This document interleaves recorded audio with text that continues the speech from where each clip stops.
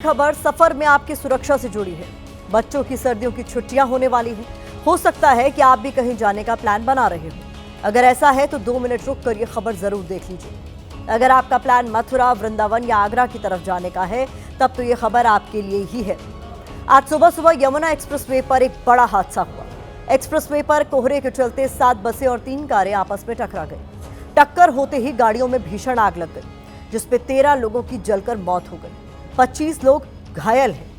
Expressway पर इस दर्दनाक हादसे की सबसे बड़ी वजह कोहरा बना, जिसकी वजह से विजिबिलिटी बहुत कम थी और गाड़ियां एक दूसरे से भिड़ती चली गई। सूचना मिलने पर पुलिस और प्रशासन की टीम मौके पर पहुंची और सभी घायलों को अस्पताल ले जाया गया, उन्हें भर्ती कराया गया। आरोप है कि प्रशासन की टीम ने पहुंचने में काफी देर लगाई।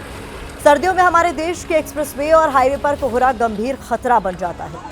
विजिबिलिटी शून्य होने और गाड़ियों की रफ्तार तेज होने से बड़े हादसे होते हैं। ऐसे में जहां सावधानी के साथ चलना आपके लिए जरूरी है, वहीं आपके सफर को सुरक्षित बनाना सरकार या सिस्टम की भी जिम्मेदारी है।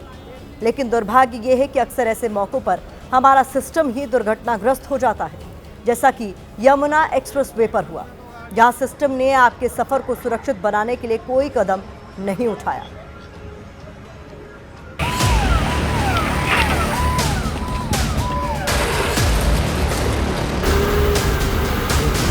मथुरा एक्सप्रेसवे पर कातिल कोहरे ने कई जिंदगियां छीन ली। आज तड़के 7 बस और 3 कारें आपस में टकराने के बाद बसों में आग लग गई, जिसमें 13 लोगों की दर्दनाक मौत हो गई। हे भगवान भाई, ये तो बहुत गंदा सीन हो गया। 1 2 3 4 बस चली है, खत्म।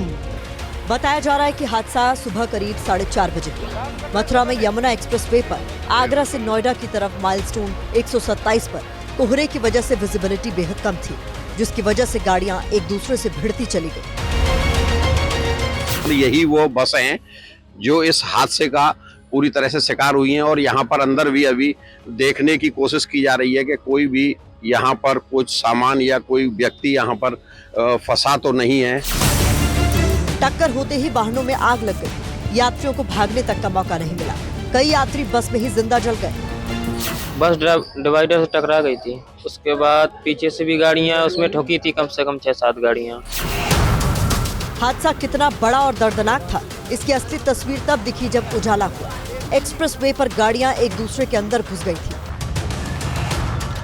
बसें राख बनी हुई थी और कारें कबाड़ बन गई थी। 13 लोगों की असामयिक मृत्यु की जानकारी हुई है। 60 के आसपास घायल हैं, लेकिन सभी खतरे से बाहर हैं। हादसे के बाद दमकल की गाड़ियां मौके पर पहुंची, जिसके बाद आग पर काबू पाया जा सका, लेकिन तब तक देर हो चुकी थी। कई जिंदगियां फना हो गई थी। हादसे के बाद घायलों को जिला अस्पताल पहुंचाया गया, जहां कई लोगों की हालत गंभीर बनी हुई है। परिजन बाहर खड़े हैं, किसी का अपना चला गया, कोई इस उम्मीद में अस्पताल के बाहर टकटकी लगाए इंतजार कर रहा है कि उसके अपने सही सलामत लौट आए। गोरखपुर से चंडीगढ़ जा रहे थे, सोए हुए थे, तब तक बस आगे लड़ गई। 4-5 बसों में आग लग गई। किसी तरह शीशे तोड़ के हम लोग बाहर निकले। हादसे का सबसे बड़ा कारण सफेद आफत है, लेकिन सिस्टम की बेरुखी ने भी लोगों को कभी न भूलने वाला दर्द दिया है, क्योंकि न तो वक्त पर पीड़ितों को मदद मिली, न फायर ब्रिगेड समय पर पहुंची और न ही पुलिस ने वक्त रहते फोन उठाया। आग बहुत कम लगी थी, लेकिन फायर ब्रिगेड बहुत लेट में आई है और पुलिस भी बहुत लेट में आई है। उनको थोड़ा टाइम पे आना चाहिए था, तो शायद जितने लोग मरे हैं वो ना मरे होते। मैंने 5 फोन किए हैं पुलिस को। मैं आपको दिखा सकती हूँ नंबर। मैंने 5 फोन किए हैं, पर मेरे पास सिर्फ एम्बुलेंस वालों का फोन आ रहा था। मेरे पास पुलिस नहीं आ रही थी एक भी बार। मथुरा में एक्सप्रेसवे पर जो हुआ वो बेहद दर्दनाक है। आने वाले समय में सर्दी के साथ कोहरा और बढ़ेगा। ऐसे में आप भी हाईवे पर सावधानी बरतिए, क्योंकि सावधानी में ही सुरक्षा है।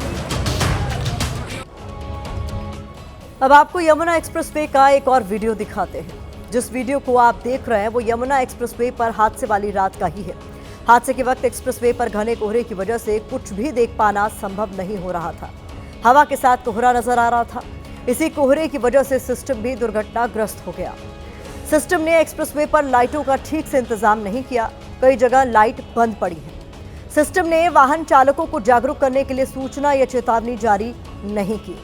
सिस्टम ने एक्सप्रेसवे पर पुलिस की गश्त या पेट्रोलिंग नहीं बढ़ाई, ना ही सड़क पर सुरक्षा उपायों की जांच करना जरूरी समझा। चश्मदीदों ने कहा है कि जिस वक्त हादसा हुआ उस वक्त सिस्टम सोया हुआ था, न पुलिस ने फोन उठाया और न ही फायर ब्रिगेड की गाड़ियां समय से मौके पर आई। अब इन आरोपों पर सियासी चिंगारियां उठ रही हैं।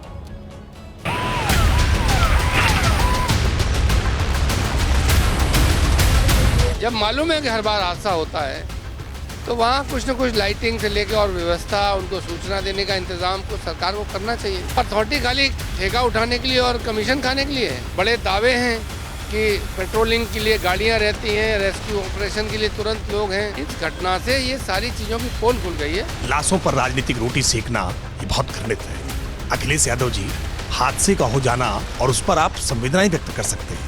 हादसों को लेकर के आप जिस तरह के आरोप प्रत्यारोप कर रहे हैं, क्या आपके कार्यकाल में हादसे नहीं हुए? अब सवाल है कि क्या इन हादसों को रोका जा सकता है, तो उसका जवाब है हाँ। बस आपको छोटी छोटी बातों का ख्याल रखना होगा, जैसे कोहरा होने पर गाड़ी की स्पीड कम रखनी है, वाहनों के बीच जो डिस्टेंस है उसे बनाकर रखना है, कोहरे में लो बीम हेडलाइट्स का ही इस्तेमाल करें, अपनी लेन में चलें और ओवरटेक करने से बचें। अगर आपको लगता है कि आप कोहरे में गाड़ी नहीं चला पा रहे हैं तो समझदारी इसी में है कि गाड़ी को किसी सुरक्षित जगह पर ले जाकर खड़ा कर दें, हैजर्ड लाइट जला दें और कोहरे के छटने का इंतजार करें।